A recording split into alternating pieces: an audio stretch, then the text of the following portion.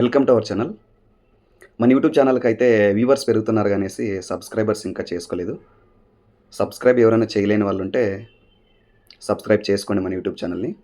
Okay. ఇప్పుడు content ఏమంటే last 2 days నుంచి opposition council member Shri Botsa Satyanarayana గారి గురించి కిరా కార్పి గారు ఏదో మాట్లాడారు.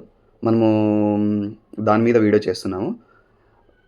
40 ఏండ్ల రాజకీయం ఉన్న వాళ్ళకి, అస్సలు రాజకీయం గురించి తెలియని వాళ్ళకి తేడా ఏంటంటే ఇప్పుడు మనం చేసే వీడియోలో అర్థమవుతుంది. 40 ఏండ్ల రాజకీయం అని ఎందుకు అంటున్నానంటే, బొత్స సత్యనారాయణ గారు ఉమ్మడి ఆంధ్రప్రదేశ్ నుంచి, ఉమ్మడి రాష్ట్రం ఉన్నప్పటి నుంచి కూడా ఆయన పాలిటిక్స్‌లో ఉన్నారు. ఆయన మంచి లీడర్ కూడా. ఒకళ్ళ మీద ఆయన బురద జల్లాలని అసలు అనుకోరు. అలాగే ఇప్పుడు ఈ బొత్స సత్యనారాయణ గారి మీద కిరా కార్పి గారు ఏం మాట్లాడారో ఫస్ట్ మనం విందాము. తర్వాత కూడా తనేం రియలైజ్ అయ్యి సారీ చెప్పారో కూడా దాన్ని కూడా మనం చూపిస్తాము.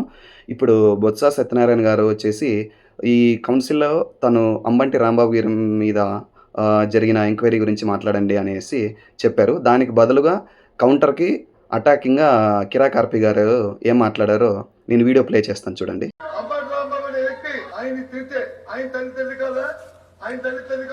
ఆ రోజుల్లో మరి అమ్మతో రాంబాబు అసెంబ్లీలో భువనేశ్వర్ గారి గురించి మాట్లాడుతున్నప్పుడు వల్లభనేని వచ్చి మాట్లాడినప్పుడు మరి భువనేశ్వర్ గారు ఆడవాళ్ళు కాదా?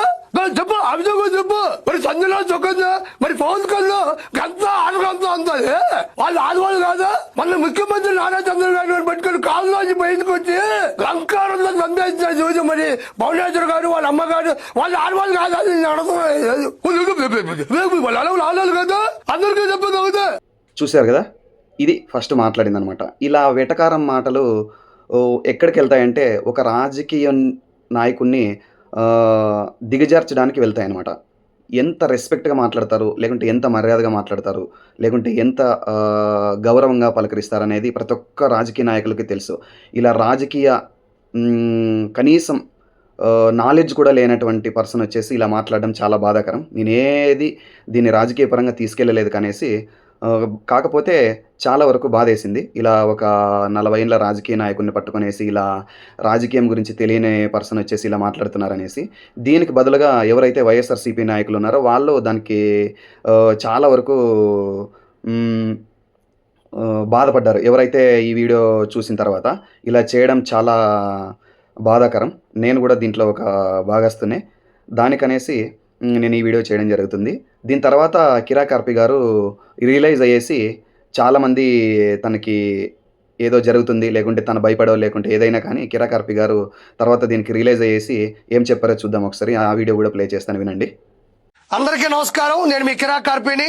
నిన్న నేను బొత్స సత్యనారాయణ గారి మీద చేసినటువంటి వీడియో ఆయన్ని, ఆయన అభిమానుల్ని బాధ పెట్టిందని తెలిసింది. నేను తీవ్రంగా చింతిస్తున్నాను. కానీ నేను ఏ వ్యక్తిగత విమర్శలు చేయలేదు. నేను బూతులు తిట్టలేదు, బాడీ షేమింగ్ చేయలేదు. ఏ ఒక్క సామాజిక వర్గాన్ని కూడా నేను టార్గెట్ చేస్తూ మాట్లాడలేదు. పబ్లిక్ గా నారా చంద్రబాబు నాయుడు గారిని అంబటి రాంబాబు అనే వ్యక్తి దుర్భాషలాడుతూ మాట్లాడినటువంటి తీరుని, వెనకేసుకొచ్చినటువంటి పద్ధతిని నాకు నచ్చక నేను ఇమిటేట్ చేశానే కానీ నేను తీవ్రమైనటువంటి ఆరోపణలు గాని చేయలేదు. ఏది ఏమైనప్పటికీ కూడా నేను బొత్స సత్యనారాయణ గారికి మనస్ఫూర్తిగా క్షమాపణలు తెలియజేసుకుంటున్నాను. నేను దీనిని బట్టి ఏం చెప్పాలనుకుంటున్నానంటే, ఎవరైనా రాజకీయ విమర్శలు అనేటివి చాలా కామన్గా ఉంటాయి. అలాగే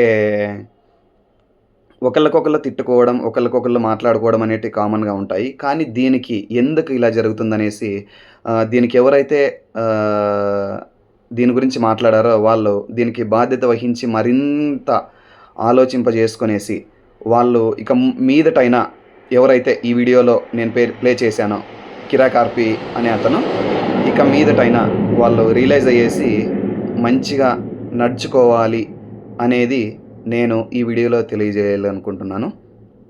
థ్యాంక్ యూ.